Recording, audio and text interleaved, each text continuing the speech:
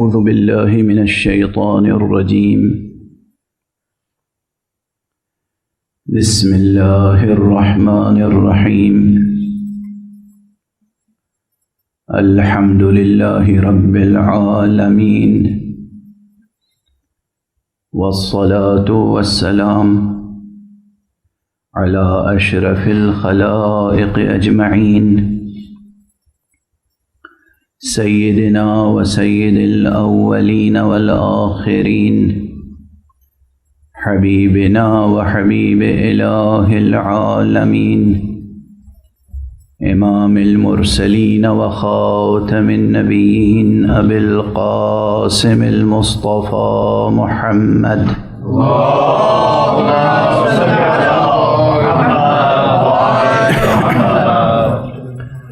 وعلى أهل بيته الطيبين الطاهرين الهداة المهديين المعصومين المظلومين، واللعنة الدائمة على أعداء الحق والدين. أما بعد، فقد قال الله تعالى عز اسمه في محكم كتابه ومتقن خطابه: بسم الله الرحمن الرحيم. قل لله المشرق والمغرب يهدي من يشاء إلى صراط مستقيم. صدق الله العلي العظيم. ماہ محرم کے پہلے عشرے کی یہ دوسری مجلس ہے. کل شب اول تھی اور آج پہلی محرم شب دوم ہے. میں نے آپ حضرات کے سامنے عرض کیا کہ اس حقیقت کو ببانگ دہل بار بار کہنے کی ضرورت ہے کہ یہ وہ شب و روز ہیں جن کی اللہ نے قرآن مجید میں قسم کھائی ہے.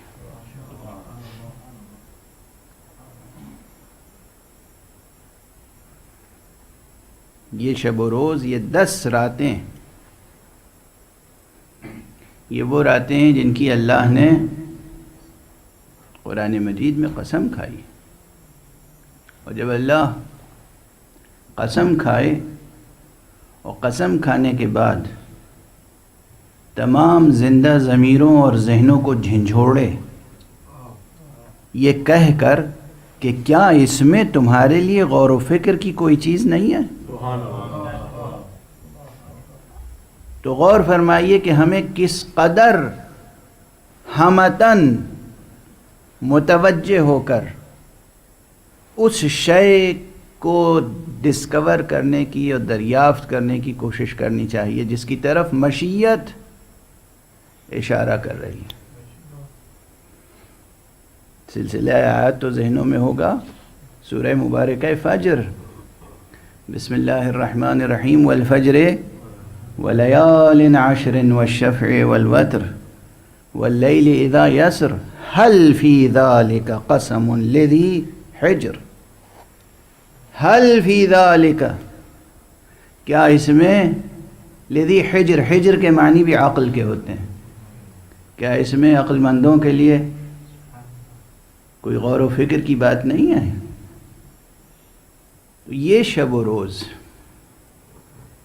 اس میں اور اس ذکر مبارک میں جو ان شب و روز میں ہوتا ہے وہ نور ہے، وہ روشنی ہے، وہ حرارت ہے، وہ قوت ہے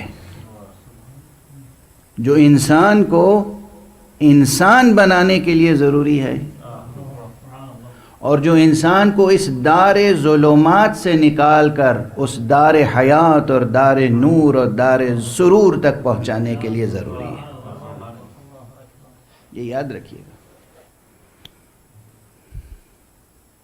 اس ذکر مبارک میں، اس ذکر مبارک میں ذکر حسین، ذکر حسین خود موضوعیت رکھتا ہے. ذکر حسین خود ایک مستقل حقیقت اور حیثیت رکھتا ہے پورے عالم اسلامی میں، نظام عقائد میں، نظام اصول و فروع میں، فلسفہ دین میں، فلسفہ دین میں، اور فلسفہ دین اسلام میں بطور خاص ذکر مبارک حسین ایک مستقل اہمیت رکھتا ہے۔ نہ جانے کتنی نعمات الہیہ سے محروم ہوں گے وہ جو اس ذکر سے روگرداں ہیں۔ میں آپ کے سامنے قرآن مجید کی قسم کھا کے کہہ رہا ہوں، آدم سے لے کر خاتم تک کوئی نبی ایسا نہیں ہے جس کے صحیفے میں ذکر کربلا نہ ہو۔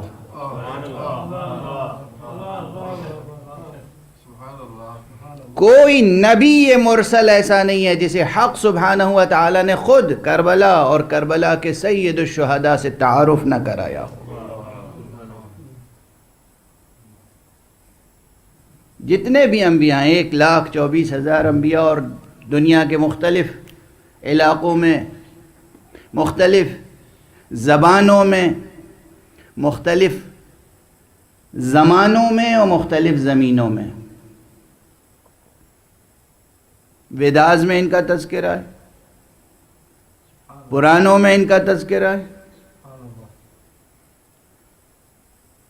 اپنشد میں ان کا تذکرہ ہے، تورات میں تذکرہ ہے،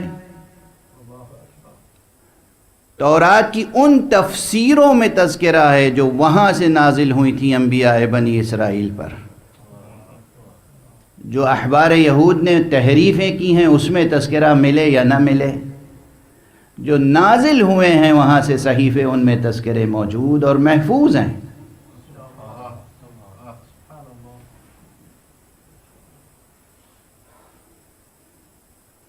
تو یہ غیر معمولی اہمیت کے شب و روز ہیں۔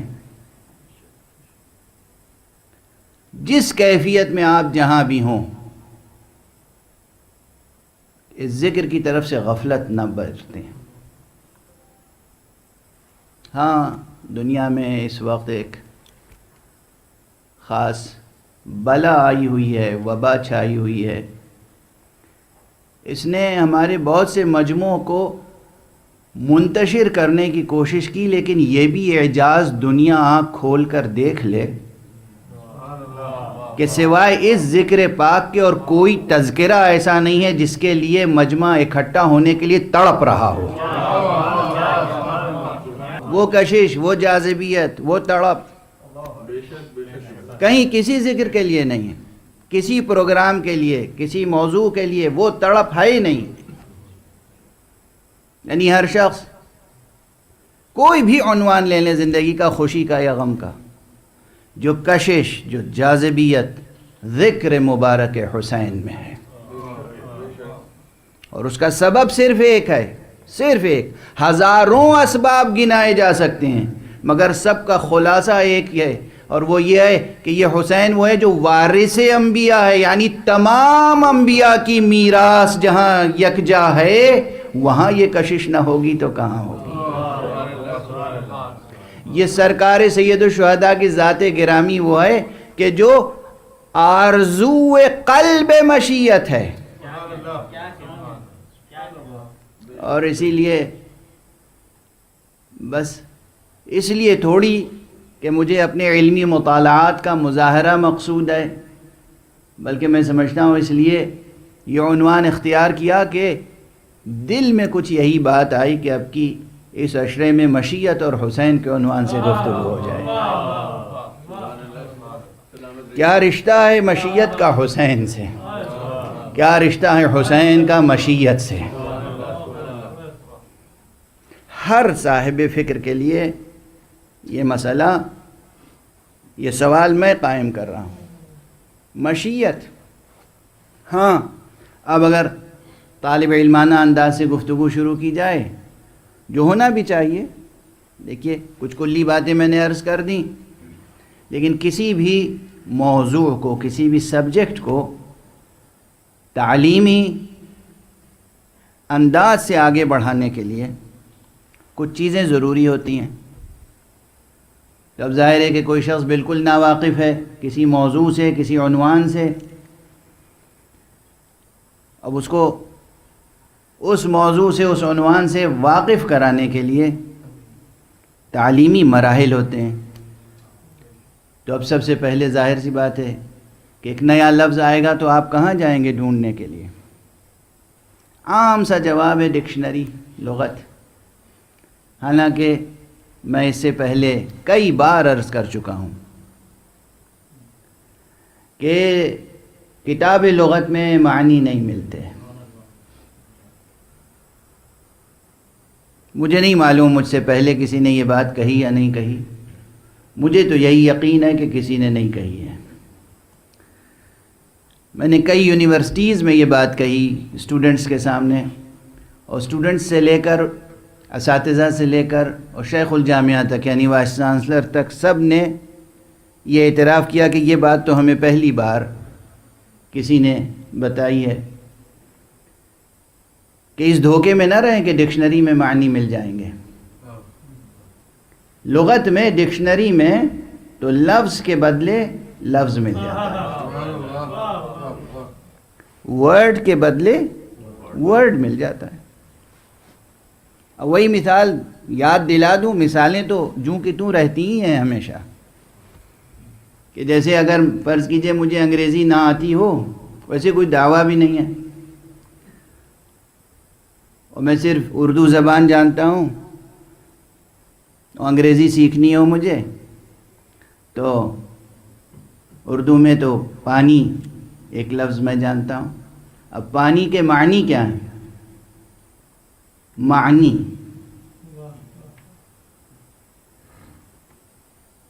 اب اگر انگریزی میں تلاش کروں تو اس کے بدلے میں لفظ ہی تو ملے گا. اردو میں یہ لفظ بنا ہے پے الف نون یہ سے، پانی، تو اس لفظ کے عناصر اربعہ کیا ہوئے؟ پے الف نون اور یہ. اور انگریزی میں اس کا متبادل لفظ یا کلمہ کیا ملے گا؟ Water, WATER. یہاں دوسرے عناصر ہیں. وہ واٹر کہاں ہے جس کا فارمولہ H2O ہے؟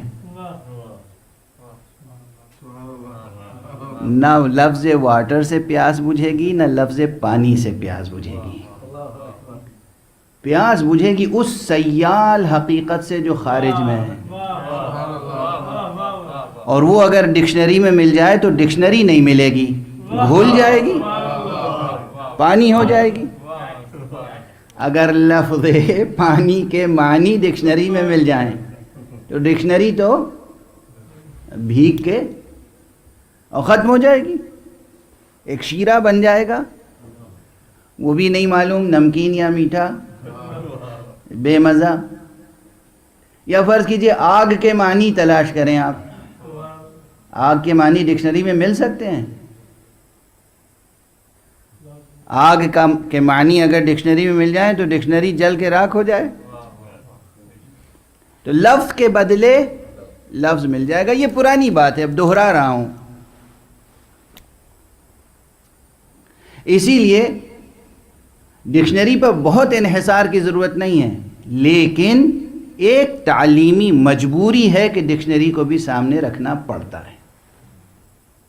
سمجھ رہے ہیں آپ؟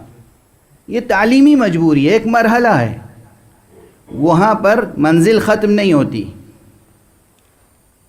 تو اگر ہم مشیت اور حسین اس عنوان پر غور کرنا شروع کریں تو سب سے پہلے ہمیں لفظ مشیت کو تلاش کرنا ہوگا کہ یہ لفظ ہے کہاں. یہ مشیت کیا ہے؟ کہاں سے آیا یہ لفظ؟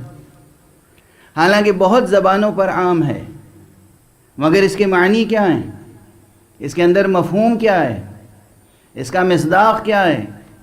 وہ کون سی حقیقت ہے جسے لفظ مشیت سے تعبیر کرتے ہیں؟ تو ڈکشنری میں دیکھیے کہ یہ کلمہ جو ہے لفظ مشیت، یہ عربی زبان سے آیا ہے، اور اس کا جو روٹ ورڈ ہے، جو مادہ ہے، وہ ہے شین یہ.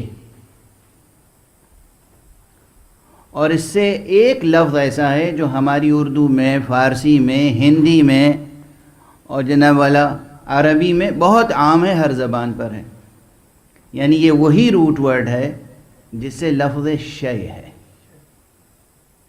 شے اور مشیت ایک ہی روٹ ورڈ سے ہے. اور فعل ظاہر ہے کہ ماضی ہے، شاء یشاء. اس آیت میں کیا ہے؟ قل للہ المشرق والمغرب یہدی من یشاء الی صراط مستقیم. تو یہ فعل مضارع وہیں سے آیا، اسی روٹ ورڈ سے کہ کہہ دیجئے، اعلان کر دیجئے کہ اسی کا ہے مشرق و مغرب، وہ یہدی، وہ ہدایت فرماتا ہے، من یشاء الی صراط مستقیم، جس کو چاہتا ہے صراط مستقیم کی طرف ہدایت فرما دیتا ہے. عرض کر رہا تھا کہ لفظ مشیت جو ہے وہ شاء یشاء، شیء، مشیئہ، مشاء، یہ سب ایک شجرہ ہے لفظوں کا. لفظوں کا ایک شجرہ ہے جس میں ایک کلمہ ہے مشیئہ. لیکن یہ جو مشیئہ ہے، اور مشیئہ میں حمزہ ہے، میم شین یہ حمزہ، اور آخر میں وہ گول والی تے، تائے مربوطہ. اگر حمزے کی جگہ آپ نے عین کہہ دیا غلط قرأت کر کے، مشیعہ کہہ دیا، تو مشیعہ عربی میں اس ٹوکری کو کہتے ہیں جس میں عورتیں روٹی رکھتی ہیں. اب بات کہاں سے کہاں پہنچ جائے گی.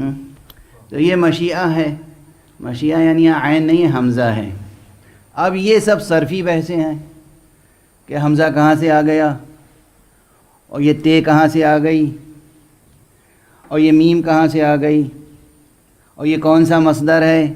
بہرحال شے بھی مصدر ہے، مشیت بھی مصدر ہے. مشیت جو ہے مصدر میمی ہے، اور یہ کہتے ہیں کہ مصدر میمی جو ہے وہ اس حدث پر عام مصادر سے زیادہ قوی اور شدید دلالت کرتا ہے. بس اتنا کافی ہے طالب علمانہ بحث، کافی ہے. جنوں کو مزید جستجو ہوگی وہ جستجو کریں گے، مطالعہ جاری رکھیں گے. اب ممبر پر، ایسے ممبر پر جہاں عوام و خواص یکجاں ہوں، اس سے زیادہ عام اور خاص جمع نہیں کیا جا سکتا.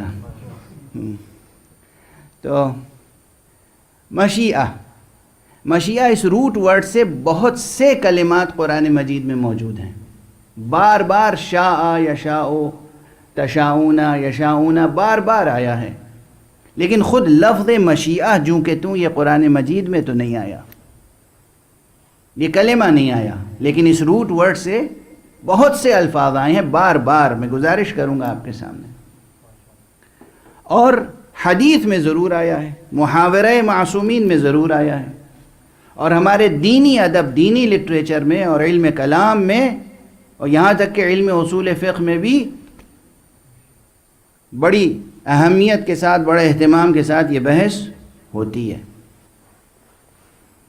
اب مشیت سے مراد کیا ہے؟ اس کلمے کے معنی کیا ہیں؟ شے سے کیا تعلق ہے اس کا؟ آپ کے ذہنوں میں جو شے ہے، لفظ شے کے کیا معنی ہے؟ لفظ شے ایک ایسا مبارک لفظ ہے جس کا اطلاق ہر شے پر ہوتا ہے، یہاں تک کہ ذات گرامی حق پر بھی ہوتا ہے. اللہ کو بھی شے کہہ سکتے ہیں، اور اس کے علاوہ ہر شے کو بھی شے کہتے ہی ہیں. اور یہ سوال، اور اس میں کوئی مسلکی اختلاف بھی نہیں ہے، اس میں کوئی مسلکی اختلاف نہیں ہے. اب اس بات سے مزید کیا استنباطات ہوتے ہیں وہ میں ابھی ذکر نہیں کروں گا. حضرت امام جعفر صادق علیہ الصلاۃ والسلام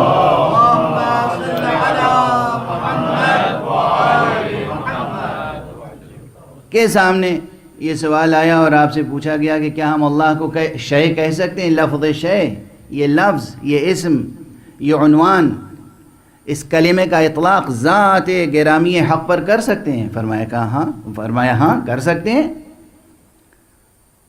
انہ شیء لیس کمثلہ شیء، ہاں وہ شے ہے، مگر اس شرط کے ساتھ کہ اس جیسی کوئی اور شے نہیں ہے.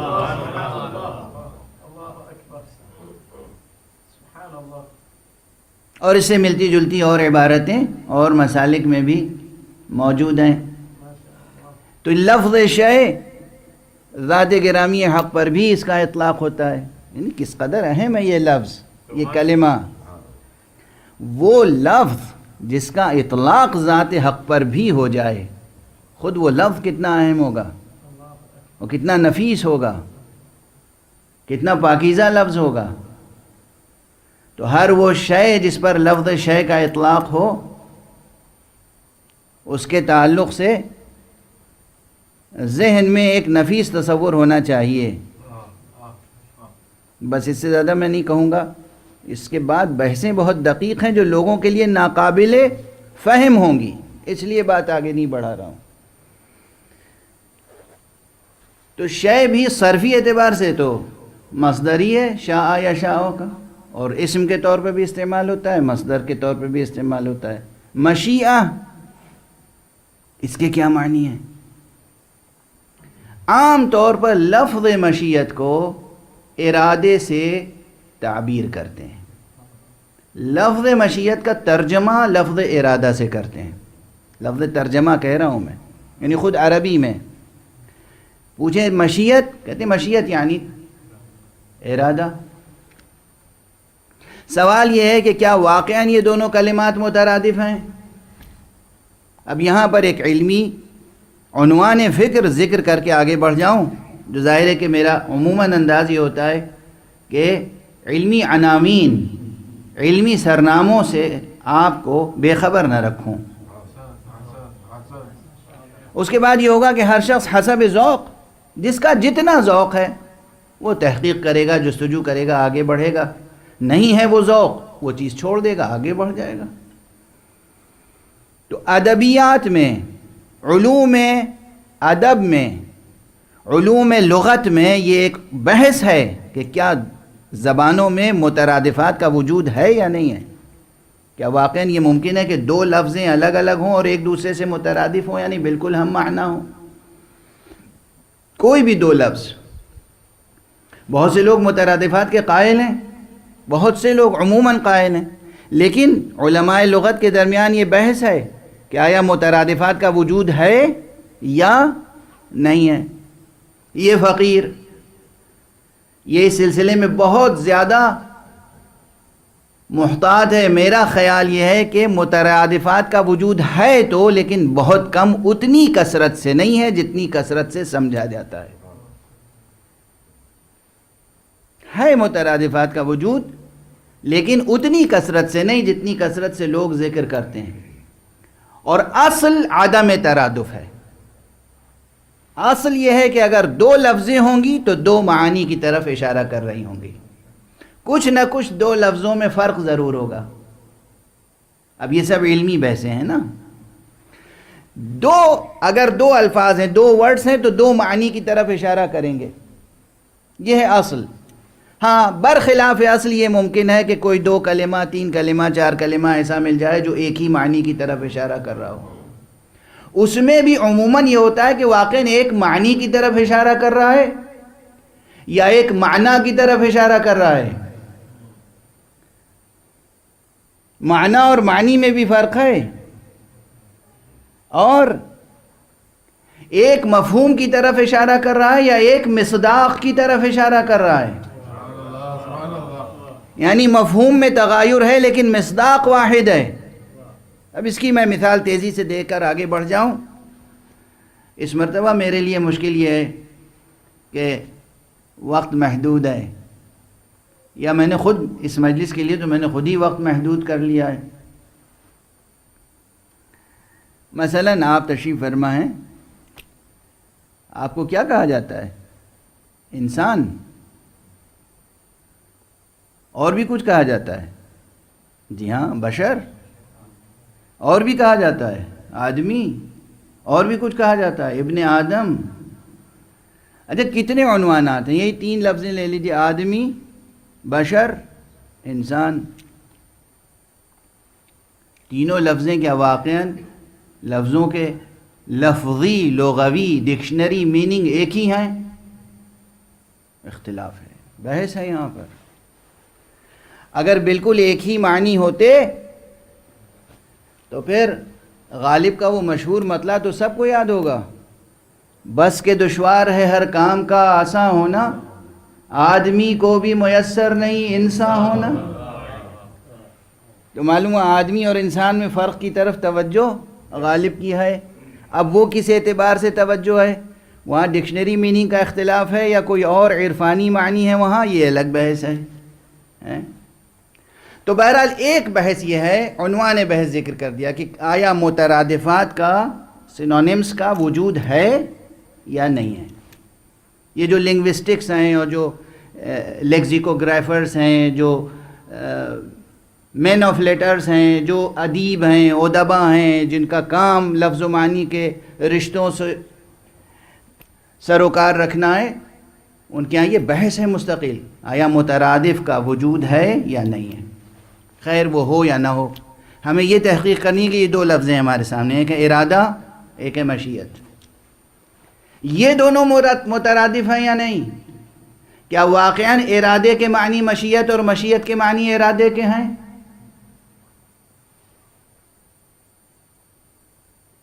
اب ظاہر بحث ہے، اگر صرف اس عنوان سے بحث کی جائے تو حوزوی انداز سے، تو صرف یہ طے کرنے میں کہ ارادہ اور مشیت یہ دونوں مترادف ہیں یا مترادف نہیں ہیں، کم سے کم تو 1 مہینہ چاہیے جو حوزے کا انداز بحث ہوتا ہے۔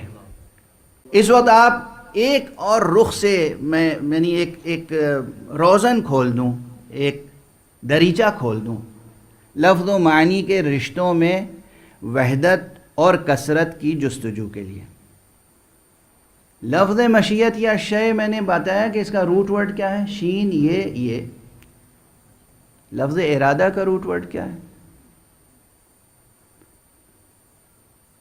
اور کیا جو ارادہ میں حروف ہیں وہ شے میں حروف مشترک ہیں؟ ایک بھی تو مشترک نہیں ہے۔ جب حروف مشترک نہیں ہیں تو معنی بالکل مشترک کیسے ہو جائیں گے؟ کیا یہ ممکن ہے کہ حروف بالکل مختلف ہوں اور معنی متحد ہوں کاملاً؟ بس سوال قائم کیا، آگے بڑھ رہا ہوں، باقی جستجو آپ کی۔ یہ طالب علم غالباً اپنے سامنے کچھ دفتر لیے نوٹ بھی کر رہے ہیں تو نوٹ کرتے رہیں، یہی میں چاہتا بھی ہوں کہ لکھا بھی جائے، تحقیق بھی کی جائے، جستجو بھی کی جائے۔ تو یہ ایک عنوان ہے۔ اب میں عرض کروں کہ قرآن مجید میں، احادیث میں، اسلامی ادب میں اور عام عربی ادب میں ضرور شاء اور ارادہ ایک معنی میں استعمال ہوا ہے بہت بکثرت، لیکن علی الاطلاق یہ کہہ دیا جائے کہ ہر جگہ جہاں لفظ ارادہ آیا وہاں لفظ شاء کے معنی میں ہے، اور جہاں لفظ شاء آیا وہ ارادہ کے معنی میں ہے، ایسا بھی نہیں ہے۔ ایسا بھی نہیں ہے، بلکہ مراتب ہیں۔ شاء مشیت، مشیت وہ ارادہ الہیہ ہے جو شے کو شے بناتی ہے۔ ایک مرحلے میں وہ حق سبحانہ و تعالیٰ کا ارادہ، اللہ سبحانہ و تعالیٰ کا وہ مخصوص ارادہ جو شے کو شے بناتی ہے، یا یوں کہہ لیے جو لا شے سے شے بناتی ہے۔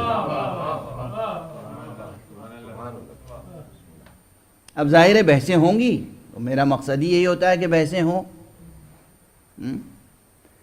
اللہ کا ارادہ الگ ہے، ہمارا آپ کا ارادہ الگ ہے۔ تو ایک ارادہ وہ ہے جو اللہ کی ذات گرامی سے مخصوص ہے۔ جب ارادہ مخصوص ہو ذات الہی سے تو اس کو کیا کہیں گے؟ مشیت۔ اور اسی لیے عام طور پر مستثنیٰ استعمالات الگ ہیں۔ عام طور پر ہمارے اور آپ کے ارادے کو ارادہ ہی کہتے ہیں، مشیت نہیں کہتے، چاہے عربی ہو یا فارسی ہو یا اردو ہو۔ آپ کسی سے کہتے ہیں کہ آپ کا لندن سے 40 پر عراق جانے کی مشیت ہے آپ کی؟ پوچھتے ہیں کسی سے؟ یہ پوچھتے ہیں ارادہ ہے یا نہیں؟ غور فرمائیں آپ۔ تو ہر جگہ لفظ مشیت کو لفظ ارادہ کے معنی میں استعمال نہیں کر سکتے۔ اس کا سبب ایک یہی ہے کہ مشیت اس ارادے کا نام ہے جو ذات حق سے مخصوص ہے، اور اگر سمجھنے کے لیے یہ کہا جائے تو بعید نہیں ہے حقیقت سے کہ وہ ارادہ حق جو شے کو شے بناتا ہے، جو لا شے سے شے بناتا ہے، اس کا نام ہے مشیت۔ اب اگر کسی کا اس ارادہ الہیہ سے کوئی خاص رشتہ قائم ہو جائے، وہ اللہ جو لا شے سے شے بناتا ہے، کسی کا اس سے رشتہ قائم ہو جائے تو کوئی بعید نہیں ہے کہ اس سے کرامات و معجزات ظاہر ہوں۔ اس سے جس کا رشتہ قائم ہو جائے پھر یہ ممکن نہیں ہے، یہ ممکن ہے اس کے لیے کہ وہ کسی کو اولاد نہیں مل رہی ہے، کسی عام شخص نے کہہ دیا بھئی مشکل ہے، یہ وہاں پہنچ جاؤ جن کا تعلق مشیت سے ہے، اولاد ملے گی۔ رزق و روزی میں مشکلیں ہیں، ہاں کوششیں کرو، عام سی کوششیں کرو، مگر دل کا رشتہ حسین سے رکھو اور حسین کا واسطہ دے کے خدا سے مانگو۔ یہاں پر میں کہہ سکتا ہوں ممکن نہیں ہے کہ خدا حسین کے واسطے کو رد کر دے۔ علمی مشکل ہو، فکری مشکل ہو، اعتقادی مشکل ہو، اخلاقی مشکل ہو، اخلاقی تربیت کرنی ہے اپنی۔ بہت سے لوگوں کے لیے مشکلات ہوتی ہیں، خود اپنی تربیت نہیں کر پاتے چاہتے ہوئے، معلوم ہے کہ یہ اچھی بات ہے اور یہ بری بات ہے، مگر وہ بری ہی بات ہمیشہ کیے چلے جاتے ہیں، اچھی بات ہو نہیں پاتی ان سے، ایک مشکل ہوتی ہے، جانتے ہیں، شعور ہے، ادراک ہے، مگر ہو نہیں پاتی، نہیں ہو پاتی۔ اس تربیت گاہ میں آ جاؤ اور آقا حسین سے توسل کرو، دیکھو کس طرح طبیعتیں بدلتی ہیں، مزاج بدلتے ہیں، کیسے ناری نوری بنتا ہے، کیسے ابن یزید حر بن جاتا ہے، کس طرح غیر اپنا ہوتا ہے، کیسے زہیر ابن قین اپنا خیمہ جو حسین سے دور تھا حسین سے ملحق کرتے ہیں، کس طرح خوبیوں سے تعلق پیدا ہوتا ہے، حسن اخلاق سے تعلق پیدا ہوتا ہے، حسن تہذیب سے تعلق پیدا ہوتا ہے۔ یہ ادارہ عزا، یہ 10 دن اگر کوئی پورے جی جان سے وقف حسین ہو جائے تو میں کہتا ہوں کہ اس کی شخصیت میں انقلاب آ جائے۔ یہ 10 دن دنیا کے صوفیاء، عرفاء، خانقاہ نشین لوگ یہ کہتے ہیں کہ 40 دن کی چلہ کشی کرو شخصیت بدل جائے گی، میں کہتا ہوں 10 دن حسین کے ساتھ معتکف ہو جاؤ، دنیا بھی بدل جائے گی، آخرت بھی بدل جائے گی، پورے شعور کے ساتھ، پورے ارادے کے ساتھ، پوری معرفت کے ساتھ، پورے یقین کے ساتھ مدرسہ حسین میں آ جاؤ، عزائے حسین کا حصہ بن جاؤ، اس ذات گرامی کا دامن تھام لو جس کا تعلق مشیت سے ہے۔ تاریخ میں کوئی دوسری شخصیت نہ ملے گی جو مشیت پر اس طرح جان دے دے جیسے حسین نے دی۔ یہ عنوان اس لیے اہم ہے، مشیت اور حسین۔ علمی جہاد و جوانب اپنی جگہ، اخلاقی، روحانی، عرفانی جہاد و جوانب اپنی جگہ، اور کیوں نہ ہو۔ حسین ہیں کون؟ ابن رسول تو ہیں ہی ہیں۔ حسین کون ہے؟ ابن فاطمہ۔ حسین کون ہے؟ حسین ابن علی۔ یہ جو عنوان ہے، خود تمام القاب و آداب کی طرف توجہ نہ، صرف حسین ابن علی، کیا باپ ہے اور کیا بیٹا ہے. ووالد وما ولد. خدا کی قسم. ہاں یہ تفسیر بالرائے نہیں ہے. میرا بس چلے تو میں ان کی زبانیں کاٹ لوں جو الزام دھرتے ہیں اس بات کے کہنے پر کہ یہ تفسیر بالرائے ہے. یہ معصوم سے روایت ہے کہ سورہ مبارکہ بلد میں جو ووالد وما ولد قسم کھائی ہے باپ کی، عظیم باپ کی اور عظیم بیٹے کی، وہ کسی اور کی قسم نہیں ہے، علی ابن ابی طالب کی قسم ہے، اور اس معصوم ذریت کی جو علی سے چلی ہے. پوری ملت اسلامیہ کے لیے رسول اللہ نے نمونہ عمل کسے قرار دیا ہے؟ حسن اور حسین کو. اس حدیث کا مفہوم یہی تو ہے جس میں کہا گیا ہے کہ الحسن والحسین سیدا شباب اہل الجنہ. جو بھی جنت کا آرزو مند ہو وہ پیروی کرے حسن اور حسین کی. جو بھی جنت کا آرزو مند ہو، جسے جنت میں داخل ہونا ہو، وہ پیروی کرے حسن اور حسین کی. اب جو خود حسن اور حسین سے بیعت طلب کرے وہ جنت کا مستحق ہوگا یا دوزخ کا ایندھن؟ بات سے بات نکلتی چلی آئی تو میں عرض کرتا چلا گیا. میں تو ٹھہر کر وہاں متوجہ کر رہا تھا کہ یہ عنوان غور کرو، حسین ابن علی. حسین ابن علی.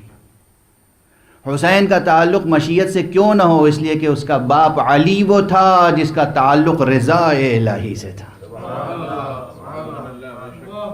وَمَن يَشْرِ نَفْسَهُ ابْتِغَاءَ مَرْضَاتِ اللَّهِ. کس کی شان میں نازل ہوئی یہ آیت؟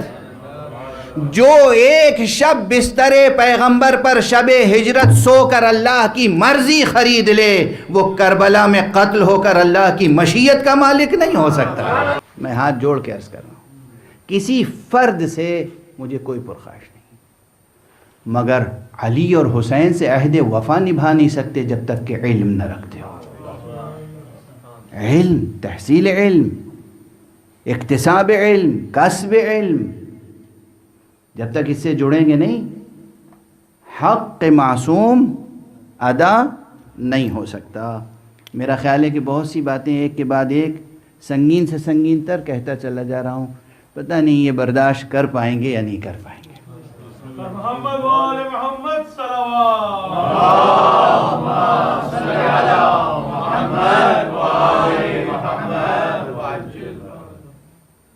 حسین ابن علی کیا عظیم عنوان ہے.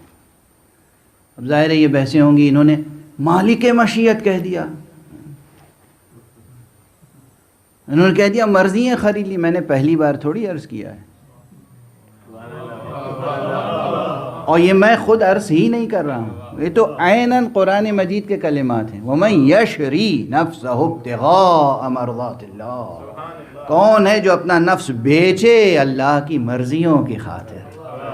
بیچنے کا لفظ ہے تو جب بکتی ہے کوئی چیز تو ثمن اور مثمن میں تبادلہ ہوتا ہے. جو چیز بیچی جاتی ہے وہ خریدنے والے کی ہو جاتی ہے، اس کی قیمت اس کی ہوتی ہے جو بیچتا ہے.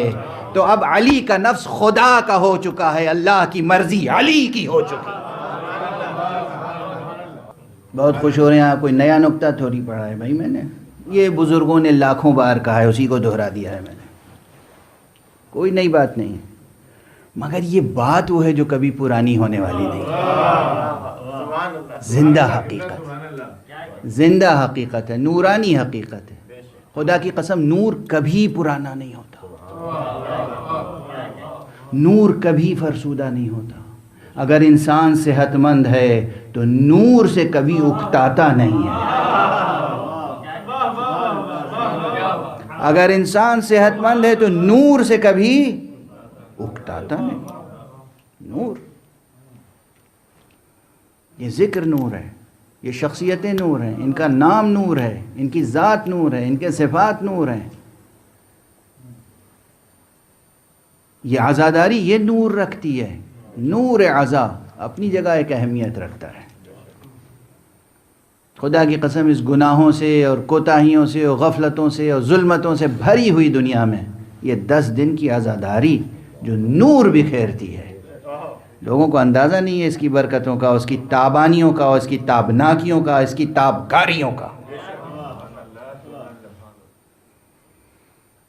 بہرحال آج گفتگو یہیں پر روکتا ہوں. مشیت اور حسین بہت اہم موضوع ہے. ہم اسی طرح روزانہ طالب علمانہ باتیں بھی کچھ کریں گے، کچھ ڈکشنری کی بات کریں گے، کچھ کتاب کی بات کریں گے، اور کچھ جملے ایسے آپ کے حوالے کر دیں گے کہ جس پر آپ غور کریں گے، دل خوش ہوگا اہل ذوق کا. اور جو اہل ذوق نہیں ہیں وہ کڑھیں گے تو کڑھتے رہیں. میں کیا کر سکتا ہوں؟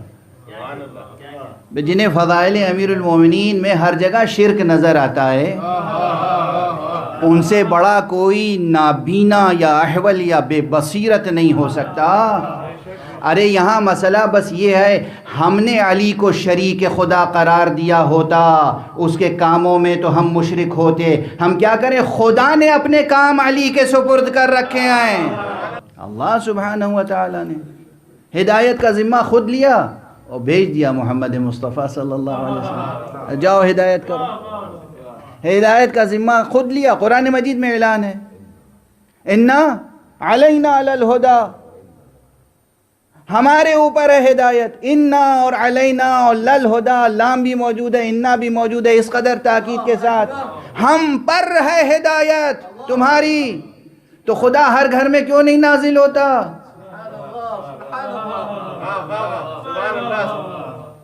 کام اس کا ہے، سپرد کر دیا، محمد اور آل محمد کے سپرد کر دیا. اور اب جو لوگ علی رازق کہتے ہیں، ان سے ہاتھ جوڑ کے میں ایک جملہ کہتا ہوں، یہ مولا امیر المومنین علیہ السلام کی توہین ہے علی کو رازق کہنا. رازق علی الاطلاق تو خدا ہے، لیکن جس معنی میں آپ علی کو رازق کہتے ہیں، علی رازق نہیں ہے، علی کی نوکری میں جو فرشتے ہیں وہ رزق پہنچاتے ہیں. رازق علی الاطلاق خدا ہے. خدا کے علاوہ کسی کو رازق سمجھنا شرک ہے.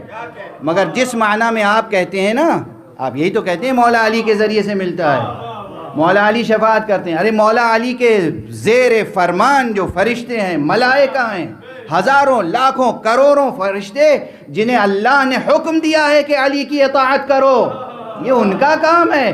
آپ غلاموں کا کام آقا کے سپرد کر رہے ہیں. علی نے نفس بیچ کر اللہ کی مرضیاں خرید لی، حسین نے قربانی دے کر اللہ کی مشیت پر قبضہ کر لیا.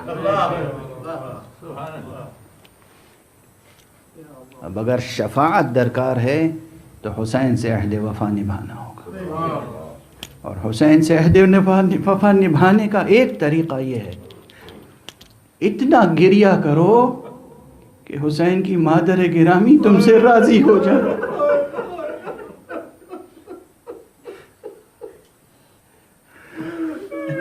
حسین کا ایسا سوگ مناؤ کہ حسین کی مادر گرامی فاطمہ کے دل سے دعائیں نکلیں.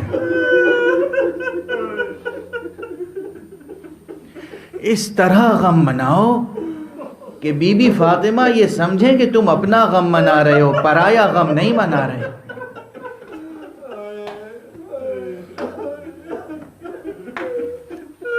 آج دوسری مجلس ہے، محرم کی دوسری تاریخ کو فرزند فاطمہ، فرزند رسول حسین ابن علی کا کاروان ہجرت سرزمین کربلا پر پہنچا.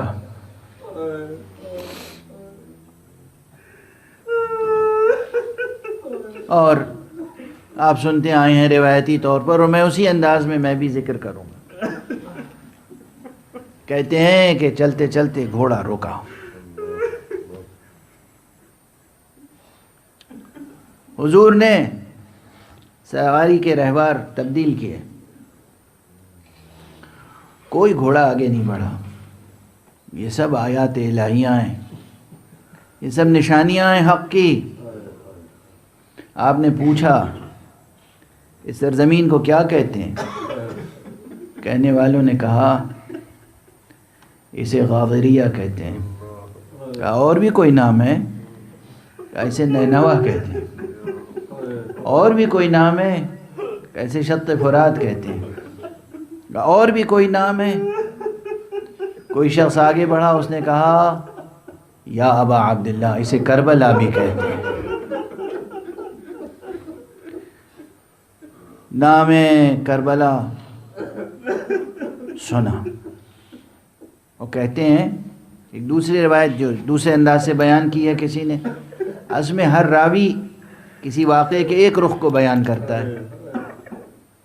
ایک روایت اس طرح میری نظر سے گزری کہ جب سواری کے گھوڑے نہیں بڑھ رہے تھے تو آقا امام حسین نے خاک کربلا کو ایک مٹھی اٹھایا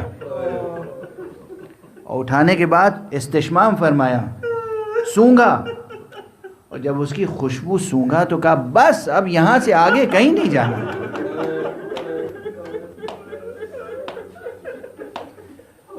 وہ سرزمین آ گئی جہاں ہمارا خون بہایا جائے گا، یہ مشیت میں گزر چکا ہے۔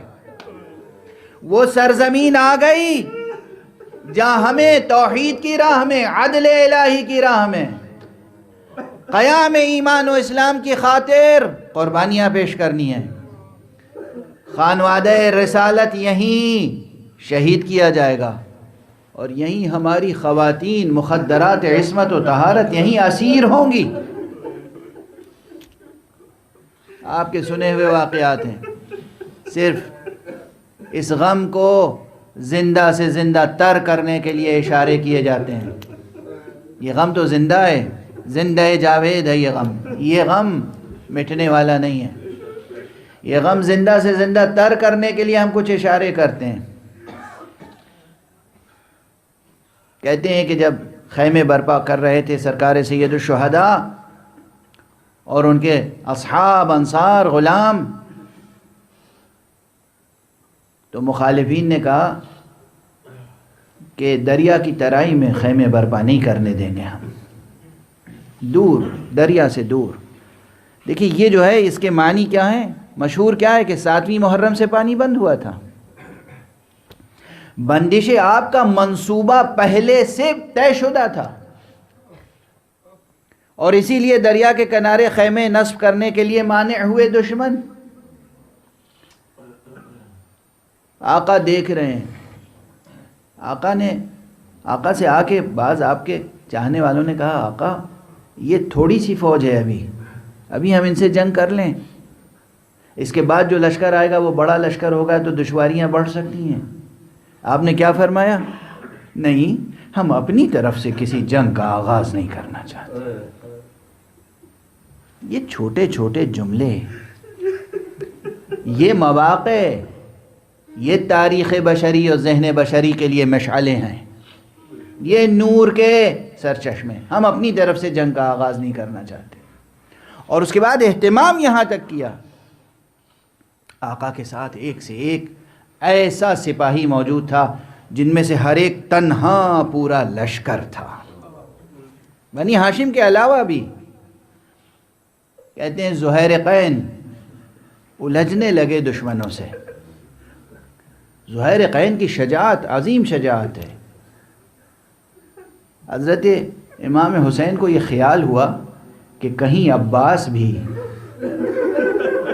زہیر کے ساتھ دشمنوں سے اس وقت جنگ میں مشغول نہ ہو جائیں۔ تو آقا نے کیا کیا؟ کہتے ہیں کہ سرکار سید الشہداء اپنی بہن زینب کے پاس آئے۔ بہن زینب، تمہیں معلوم ہے مقصد کربلا کیا ہے؟ بہن زینب، میں کچھ نہیں کہنا چاہتا اس وقت، عباس کو بلا لو، کہیں ایسا نہ ہو جنگ شروع ہو جائے۔ کس طرح سے حسین نے اپنی شجاعتوں اور اپنے شجاعوں کی شجاعتوں کو نظر مولا کیا ہے، اور عباس جیسے شجاعوں کو صبر پر مأمور کیا ہے۔ ہمارا سلام ہو آقا آپ پر، ہمارا سلام ہو حسین پر، وارث انبیاء پر، ہمارا سلام ہو سید الشہداء پر، ہمارا سلام ہو کربلا کے شہیدوں پر، کربلا کے اسیروں پر۔ پروردگار ہماری اس عبادت عزا کو قبول فرما۔ معبود پروردگار یہ جو آنکھیں اشکبار ہیں ہمیشہ غم حسین میں اشکبار رہیں۔ پروردگار کبھی غم حسین میں یہ آنکھیں خشک نہ ہوں پروردگار، اور سوائے غم حسین کسی اور غم میں یہ آنکھیں اشکبار نہ ہوں۔ معبود پروردگار ذکر گرامی حسین کا واسطہ ہے، اس روئے زمین سے اس بلا اور وبا کورونا کو دور فرما۔